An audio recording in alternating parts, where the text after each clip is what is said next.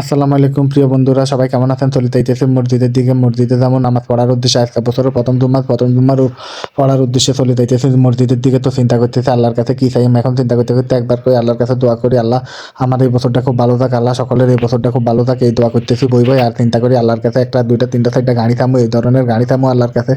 আবার চিন্তা করি আল্লাহর কাছে আর কি চান্দা। এই চিন্তা করতে করতে গাড়িতে উঠে গেলাম। গাড়িতে উঠে হেতা করে জিজ্ঞাসা যে ভাই আর কি চান্দা। হেতারা কথা কয় না, এদের দেখেন হেতা করে যাইতেছি নামাজ পড়ার উদ্দেশ্যে বাইরে গেছে। দিকে ভাই এরকম একটা বাড়ি ভাই আল্লাহর কাছে, আল্লাহ আপনার এরকম একটা বাড়ির মালিক বানায় দেয়। আমি কই, আলহামদুলিল্লাহ, আল্লাহ তোর কথা কবুল করুক, তোর কথা কবুল করুক আল্লাহ।